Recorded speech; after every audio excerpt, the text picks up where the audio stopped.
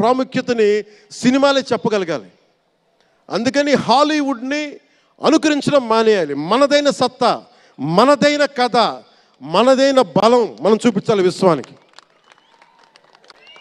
అది చూపించకపోతే ఏమవుతుందంటే ఎక్కడ కూర్చొని ఈరోజు ఇప్పుడు కాపీ చేద్దామంటే కుదరదు. You have to come with original stories.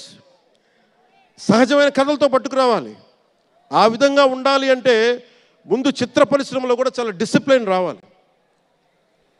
సినిమాలు తీసే వాళ్ళు మాట్లాడాలి చిత్ర పరిశ్రమ గురించి. సినిమాలు తీయని వాళ్ళు మాట్లాడకూడదు. సినిమాలు తీయకుండా రాజకీయాలు చేసేవాళ్ళు మాకు నచ్చం. అది ఎన్డీఏ తరపు నుంచి నేను చెప్తా ఉన్నాను. తెలుగు చిత్ర పరిశ్రమ గురించి మాట్లాడాలి అంటే సినిమాలు తీసి దానికి సాధక బాధలు అర్థం చేసుకున్న వాళ్ళే మాట్లాడాలి. మన తెలుగుదేశం, జనసేన, భారతీయ జనతా పార్టీ, ఎన్డీఏ ప్రభుత్వం వారితోనే మాట్లాడతాం, వారితోనే గుర్తిస్తాం. అలాగే చాలాసార్లు సినిమా టికెట్ల కోసం హీరోలకి పనేంటి, హీరోలు ఎందుకు రావాలి, అది మాకు ఇష్టం లేదు. మహా అయితే నిర్మాతలు రండి, ఒక ట్రేడ్ బాడీ రండి, మీ యూనియన్ రండి, మేము అది ఇచ్చేస్తాం.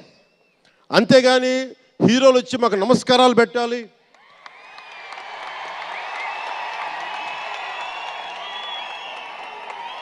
అంత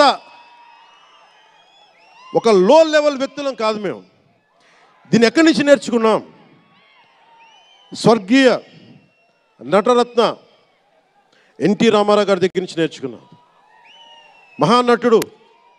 ఆయనని ఎంతమంది విమర్శించినా, కోటా శ్రీనివాసరావు గారు విమర్శించినా, ఆయన ఎప్పుడన్నా యాక్ట్ చేస్తే ఆయనతో పాటు ఏం బ్రదర్ బాగున్నారని చెప్పి చాలా గుండెలు నిండుగా పలికే వ్యక్తి మహానుభావుడు ఎన్టీ రామారావు గారు.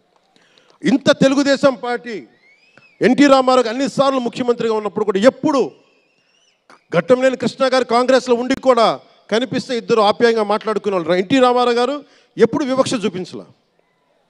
ఇది చిత్ర పరిశ్రమ తాలూకు ఔన్నత్యం. ఇది అదే ఔన్నత్యాన్ని మేము కొనసాగిస్తున్నాం, అదే మేము కోరుకుంటా ఉన్నాం. అంతేగాని గతం ప్రభుత్వంలో లాగా మీరు అభిమానించే మెగాస్టార్ చిరంజీవి గారు లాంటి వారిని కానీ, బాహుబలి ప్రభాస్ గారిని కానీ, మహేష్ గారిని ప్రిన్స్ మహేష్